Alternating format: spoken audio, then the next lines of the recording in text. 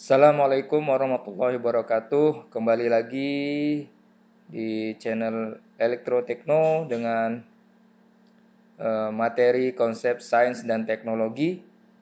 Pada video kali ini kita akan membahas topik tentang perkembangan iptek dan alih teknologi atau arah perkembangan teknologi nih.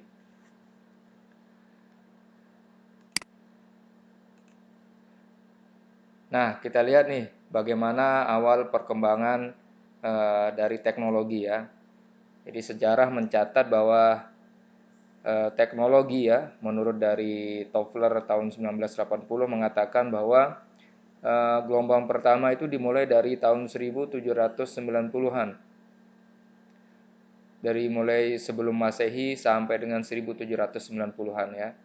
Jadi selama ribuan tahun masyarakat pertanian menggunakan baterai alam ya, bercocok tanam secukupnya, jadi menggunakan sumber daya alam ya untuk memenuhi kebutuhan keluarga, kemudian berkomunikasi dengan ngobrol ya secara langsung ya. Maka ini dikiaskan oleh Toffler dengan istilah small is beautiful ya. Kemudian di gelombang kedua yaitu tahun 1760 sampai 1970, jadi masyarakat industri ya sudah muncul menggunakan bahan bakar fosil ya, minyak bumi, batu bara ya. Kemudian mesin untuk produksi sudah dibuat, kemudian ya dengan berawal dari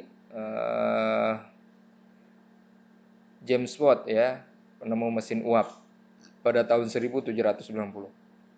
Kemudian berkomunikasi dengan media kertas ya, menggunakan pos. Kemudian tentang pentingnya waktu, kemudian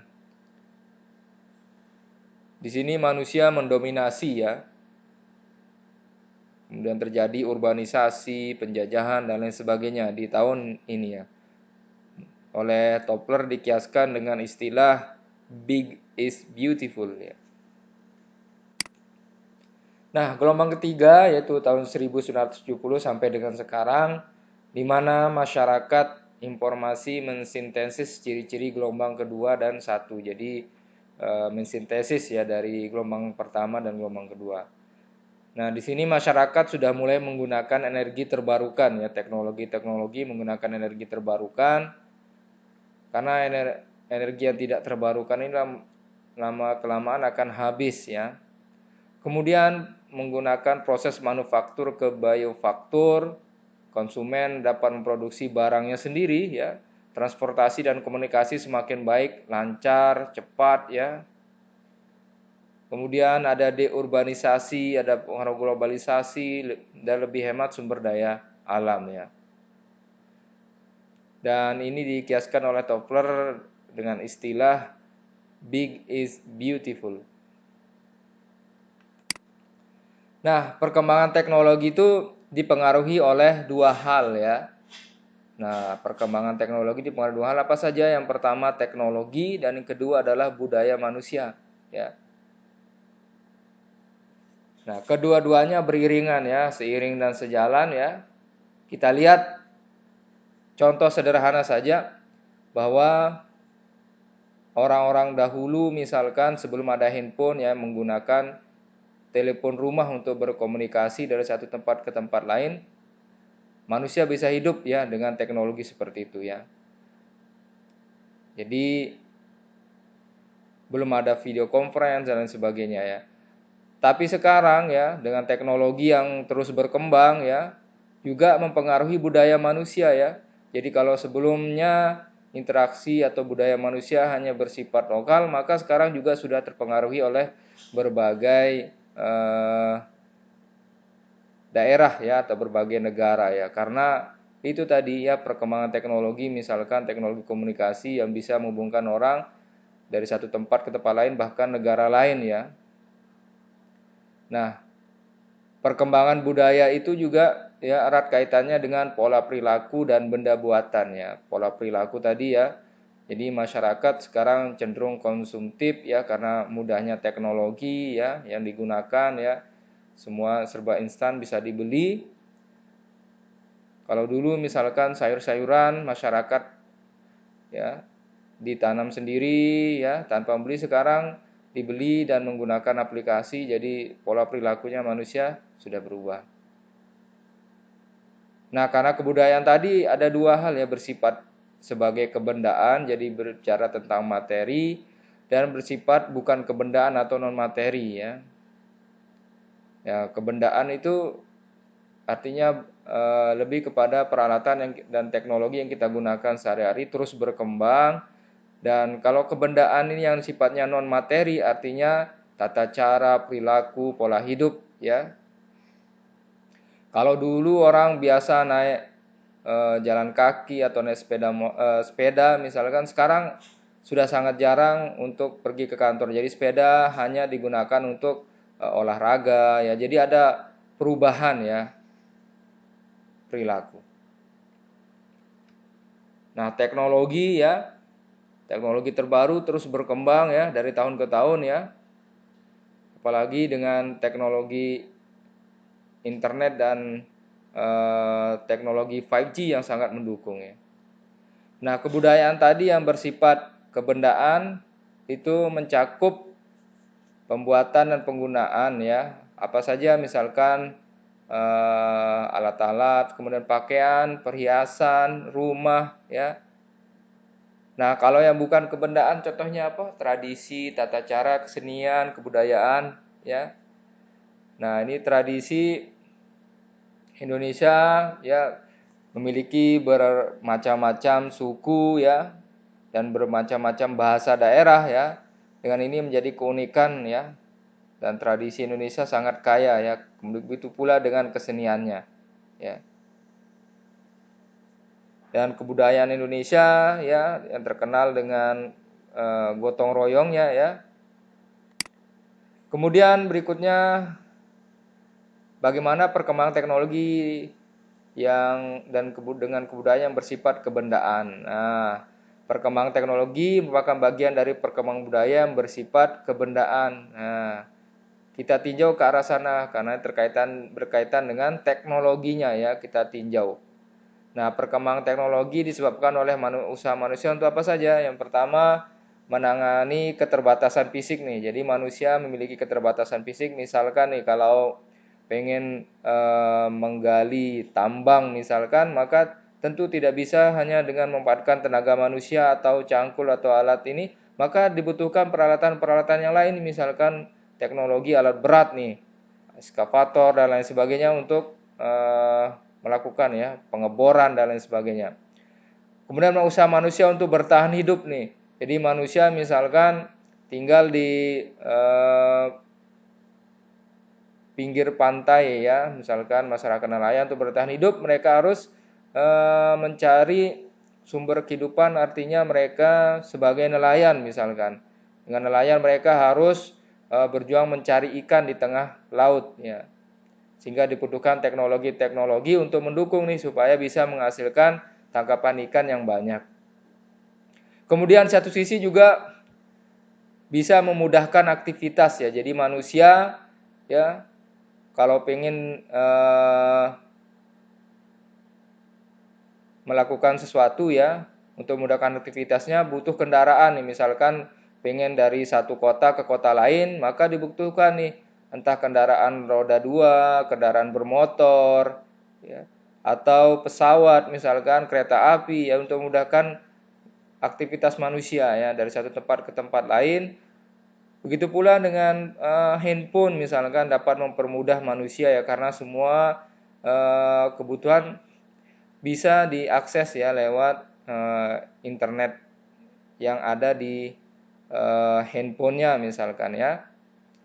Kemudian di satu sisi juga bisa meningkatkan kualitas hidup ya, dengan ditemukannya teknologi misalkan penjernih air, pembersih air ya, maka air yang diminum, air yang akan digunakan itu sudah disterilkan, sudah lebih bersih ya, dibanding tanpa menggunakan teknologi filterisasi atau dengan menggunakan sinar UV dan lain sebagainya. Jadi bisa meningkatkan kualitas ya hidup manusia.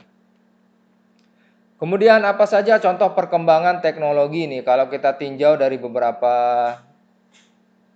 bidang, misalkan teknologi di bidang energi atau tenaga ya, untuk membangkitkan listrik. Misalkan periode prasejarah ya, mulai dari zaman batu ya, hanya menggunakan peralatan berbentuk batu dan lain sebagainya. Kemudian zaman batu baru ya, berkembang, ditemukannya alat potong yang bisa ditajamkan sisi-sisinya. Dengan alat potong ini mereka mulai memotong ya, bisa memotong benda-benda. Selanjutnya beralih ke zaman besi. Kemudian ada tembaga, kuningan ya. Nah, di mana di zaman ini manusia sudah bisa bagaimana cara melebur besi, menghasilkan kuningan dan lain sebagainya. Kemudian berkembang lagi, tenaga penggerak utama adalah otot manusia ya. Kemudian menggunakan tenaga hewan, kemudian memanfaatkan roda terus berkembang. Nah, perkembangan ini ya diawali misalkan dengan penemuan mesin uap oleh James Watt ya pada tahun 1765. Ini masih menggunakan bahan bakar ya, kayu ya. Nah, kayu kemudian digantikan oleh batu bara. Nah, batu bara juga digantikan oleh minyak bumi. Minyak bumi juga digantikan oleh gas alam ya. Nah, perkembangan teknologi ketenagaan ini ya, hingga pemakaian tenaga listrik, motor bakar dan mesin jet memakan waktu kurang dari 100 tahun ya. 100 tahun baru berkembang ya. Bisa digunakan untuk bahan bakar motor, mesin pesawat dan lain sebagainya. Selanjutnya teknologi pemanfaatan energi atom nih. Kalau sebelumnya tadi menggunakan batu bara, gas, minyak bumi dan sebagainya, kemudian berkembang nih bagaimana memanfaatkan energi yang murah yang tidak habis-habis, misalkan dengan membuat pembangkit listrik tenaga nuklir ya. Ya, memanfaatkan energi atom yang terus bertumbukan ya, menghasilkan reaksi fisi dan fusi ya. Kemudian energi juga dikembangkan ke arah energi terbarukan ya. Ya, contohnya misalkan energi yang memanfaatkan angin, memanfaatkan sinar matahari ya, menggunakan solar cell ya. Menggunakan juga mikrohidro ya, memanfaatkan aliran sungai, aliran air ya. Jadi energi terbarukan. Nah, apa saja energi terbarukan ya? Itu terkait dengan pembangkit listrik mikrohidro, tenaga nuklir ya, geotermal ya. Geotermal ini adalah memanfaatkan panas bumi ya. Kemudian misalkan di bidang bioenergi ya. Kemudian juga energi-energi, sumber energi yang lainnya ya, yang bisa digunakan yang sifatnya terbarukan.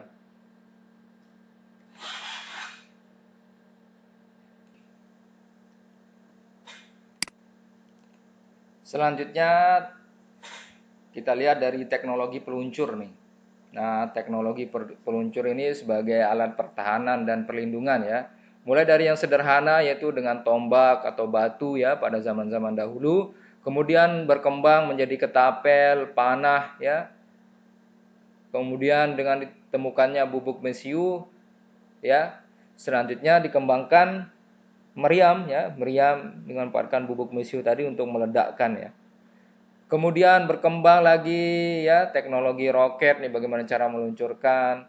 Kemudian artileri ya, misalkan tank gitu ya. Atau berikutnya ada pesawat Zeppelin ya, bisa terbang di atas ya, balon udara. Kemudian juga berkembang menjadi pesawat berbaling nih, memanfaatkan baling-baling. Atau juga menggunakan mesin jet ya, pesawat jet tempur misalkan ya. Karena kecepatannya sangat tinggi ya, kecepatan suara ya. Bisa beberapa kali kecepatan suara, yaitu mana kecepatan suara sendiri adalah 344 meter per detik ya. Sangat cepat. Ini pesawat NASA ya, X434, X43A ya. Ini pesawat buatan dari NASA. Kemudian teknologi di bidang mikroelektronika nih, ya terkait dengan elektro misalkan sangat mendukung di bidang industri semikonduktor ya. Contohnya misalkan transistor nih yang awal ditemukan tahun 1948 ya. Kita lihat ya seperti ini ya. Kemudian berkembang ya. Ada diode, ada komputer pertama, komputer IC, mikroprosesor, IC, kalkulator listrik, ya, nanoprosesor dan lain sebagainya. Terus berkembang kita lihat dari tahun 48 ya. Tahun 55, 57, 67 dan 1997 ya. Kemudian perkembangan IC ya, itu oleh Josephson ya, IC optik, menggunakan IC 3 dimensi ya, menggunakan biochip. Nah, perkembangan teknologi yang lain itu ada audio video ya, bagaimana mudahnya kita merekam video ya.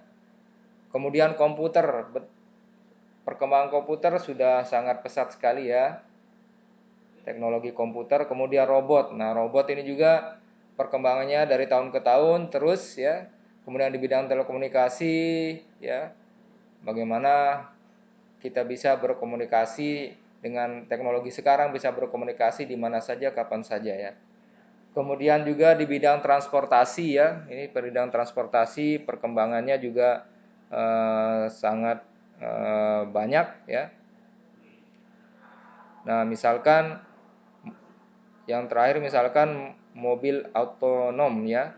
Jadinya mobil ini bisa mencari rute sendiri, bisa berkendara sendiri. Misalkan Anda dari rumah pengen ke kampus misalkan, maka Anda tinggal memilih rutenya, maka dia akan berjalan sendiri ya, otonom ya, otomatis ya. Anda tinggal duduk diam dan akan sampai ke tujuan yang Anda berikan ya. Teknologi televisi ya, bagaimana perkembangannya mulai dari yang tipis, mulai dari yang tebal, yang tabung ya, sampai sekarang sudah menggunakan teknologi AMOLED yang sangat tipis kan. Nah, kemudian perkembangan di bidang bioteknologi nih. Contohnya misalkan diterapkan di bidang kesehatan, obat-obatan, pertambangan, rekayasa, bahan makanan, energi, pertanian ya. Ini untuk mendukung ya kehidupan manusia. Nah, kita lihat nih arah perkembangan teknologi ke depannya seperti apa nih. Kita akan tinjau dari beberapa bidang ya. Beberapa teknologi, misalkan yang pertama nih nanoteknologi. Teknologi nano. Nanoteknologi secara sederhana adalah sebuah teknik rekayasa dengan menggunakan dan mengontrol material, zat dan sistem dalam ukuran sangat kecil ya. Ukurannya nanometer ya. 1 nanometer itu sama dengan 1/1 miliar meter atau 50.000 kali lebih kecil dari ukuran rambut manusia. Jadi sangat kecil sekali ya. Jadi bisa membuat perangkat atau instrumen berukuran sangat kecil, sehingga kenapa ukuran handphone semakin lama bisa semakin kecil, semakin tipis, ya sudah memanfaatkan ya teknologi nano ya.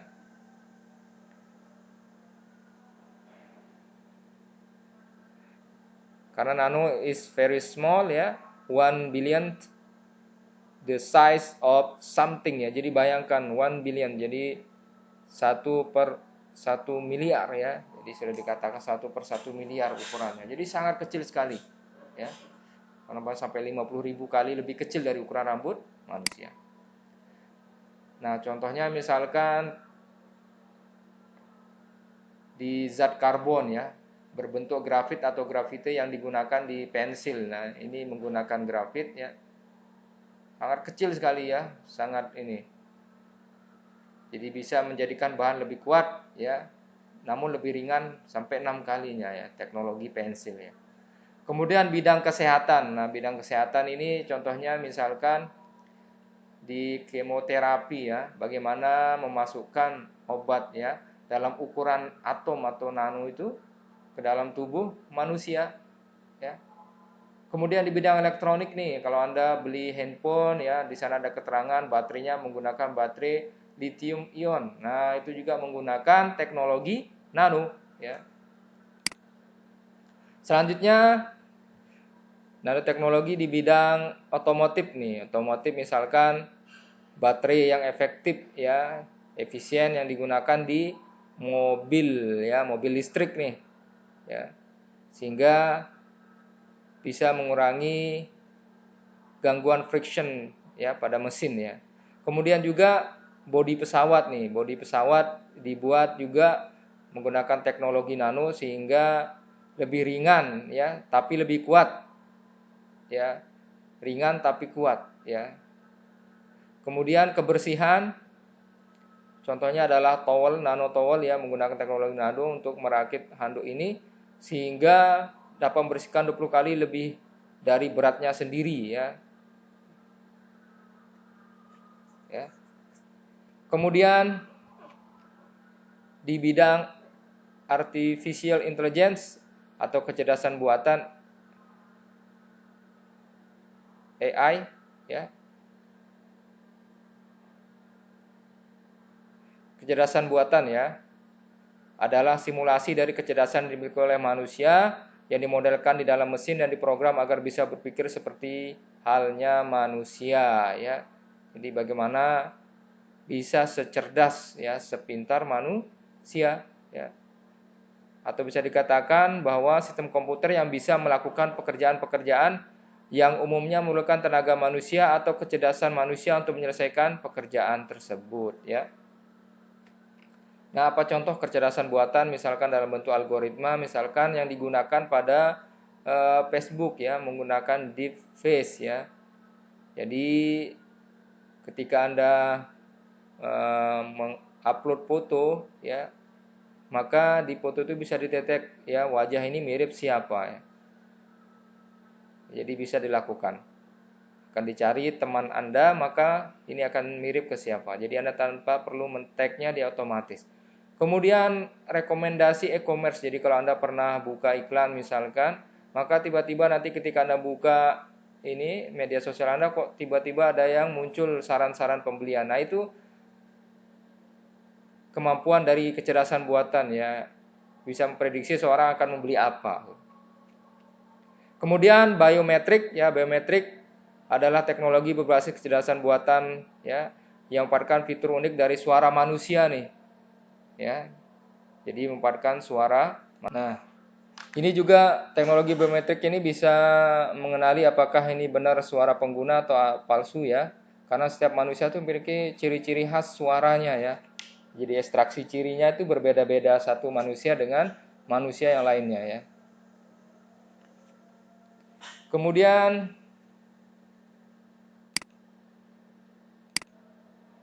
artificial bioteknologi ya. Jadi di bidang bioteknologi yang memanfaatkan artificial ya.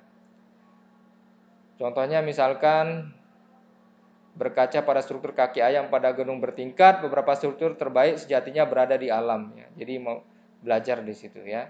Kemudian suatu saat nanti mungkin saja manusia akan mengembangkan perumahan terpadu berbasis konstruksi heksagonal ya, seperti sarang lebah. Kemudian menyimpan data di storage kecil dengan inti dan prinsip DNA ya, bagaimana DNA pada manusia itu ya. Kemudian ya, teknologi-teknologi yang melihat bagaimana ya belajar dari apa yang sudah ada di sekitar kita. Kemudian teknologi masa depan berikutnya adalah IoT ya. Nah, IoT ini untuk mendukung transformasi digital ya.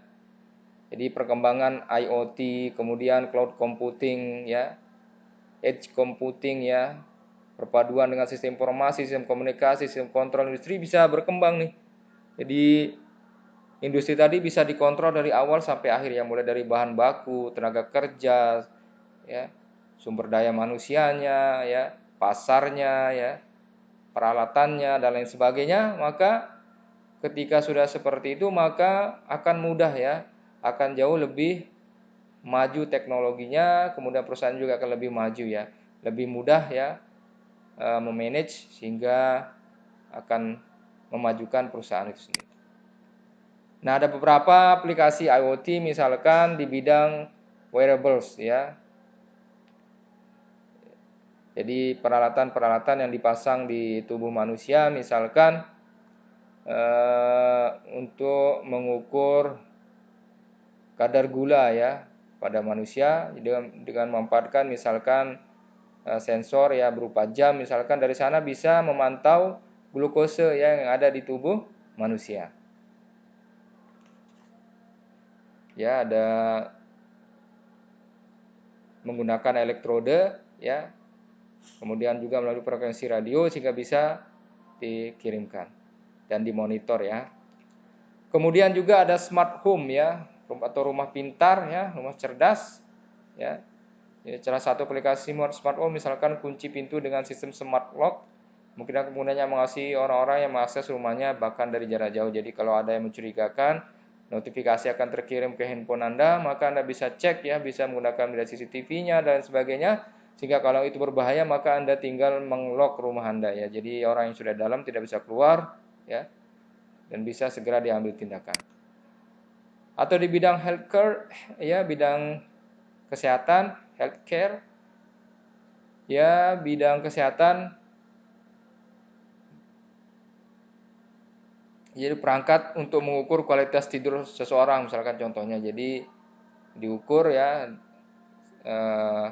kualitas tidur dari seseorang bisa diukur dengan memanfaatkan teknologi IoT.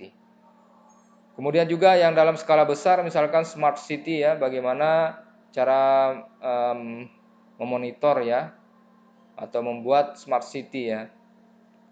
Jadi contohnya misalkan di Amerika di San Francisco, bagaimana cara mengatasi lalu lintas, mereka membuat ini ya, menerapkan teknologi IoT.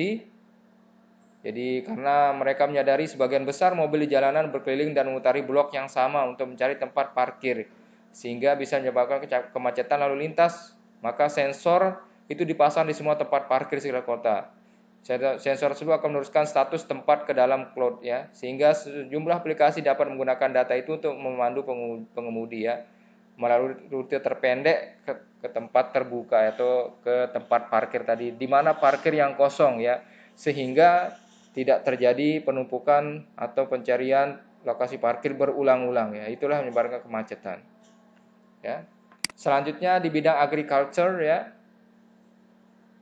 Jadi manusia semakin banyak, lahan juga terbatas, bagaimana cara meningkatkan produksi? Nah, contohnya adalah salah satunya adalah memanfaatkan smart greenhouse ya.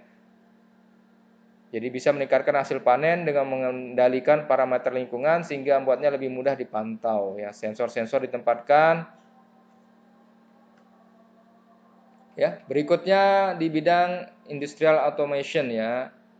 Jadi tadi sudah kita singgung bagaimana penerapan IoT di bidang industri ini sehingga bisa nanti mengontrol ya, mulai dari awal pembuatan ya, mulai dari bahan baku sampai dengan ke konsumen ya, itu bisa dicek secara real time ya. Kemudian di bidang robot, nah robot ya terus dikembangkan karena robot bisa membantu ya tugas manusia, bisa melakukan pekerjaan-pekerjaan yang berat ya. Ya, semakin lama robot dibuat semakin canggih sehingga bisa memudahkan kehidupan manusia. Ya, demikian untuk tugas. Ya, jadi tugas berikutnya adalah jelaskan dan berikan contoh aplikasi IoT pada bidang mitigasi bencana, jelaskan berikan contoh aplikasi IoT pada bidang olahraga, kemudian aplikasi IoT pada bidang lingkungan hidup, ya, aplikasi IoT pada bidang pendidikan. Ya, silakan Anda jawab dan kirim jawaban Anda. Demikian, terima kasih. Sampai ketemu lagi pada video kami berikutnya. Assalamualaikum warahmatullahi wabarakatuh.